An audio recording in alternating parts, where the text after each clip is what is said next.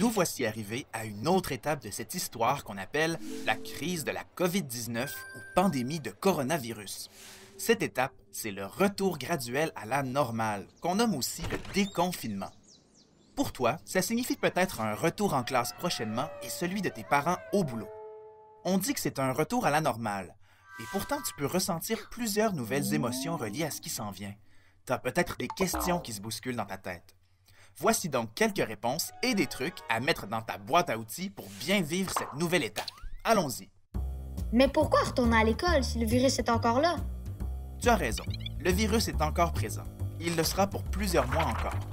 Les scientifiques essaient de trouver la recette du vaccin, mais il ne sera pas prêt avant un moment. Chez nous, grâce aux mesures qu'on a prises, on voit que le nombre de personnes infectées n'augmente pas de façon inquiétante et que la fameuse courbe de contagion s'aplatit. Mais on voit aussi que certaines personnes, adultes et enfants, se sentent très déprimées et que d'autres ont des problèmes financiers.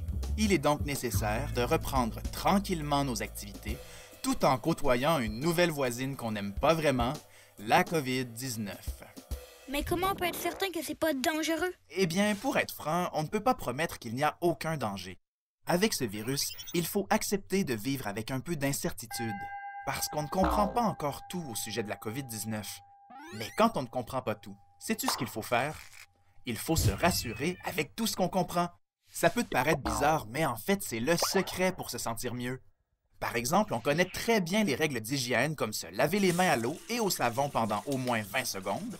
On sait par cœur la distance qu'il faut garder avec les autres en temps de pandémie. Et on a appris à tousser dans notre coude et ne pas se toucher le visage. On sait aussi que des milliers de personnes ont attrapé le virus et que ça n'a pas été grave pour eux. Et même si c'est vraiment triste et qu'on en parle tous les jours, le nombre de personnes qui sont décédées de la COVID est vraiment plus petit que le nombre de personnes qui en guérissent. Oui, mais moi, ça me fait quand même un peu peur. C'est normal. La peur et le stress viennent du fait qu'on ne contrôle pas tout pendant cette pandémie. Mais on a quand même du contrôle sur plusieurs choses. Il faut se rappeler que notre système immunitaire est formé de super soldats anticorps qui sont prêts à nous défendre. Et on sait même qu'être moins stressé améliore la force de nos soldats. Quand on ressent de l'angoisse, on a plusieurs outils à notre disposition. Premièrement, on doit accepter ses émotions et en parler avec une personne en qui on a confiance. On peut même dessiner ce qu'on ressent. L'important, c'est de faire sortir la peur à l'extérieur de nous. On peut aussi se rappeler toutes les fois où on a bien combattu une maladie avec notre système immunitaire. C'est arrivé très souvent. Comme toutes les peurs qu'on a surmontées, qui sont disparues et qui se sont même parfois transformées en beaux moments. Mais le meilleur des meilleurs trucs, c'est quoi? Le meilleur truc devant l'incertitude, c'est faire comme les scientifiques en ce moment. Échanger des informations, discuter avec les autres et les écouter aussi, afin de former une communauté solidaire pour traverser cette nouvelle étape.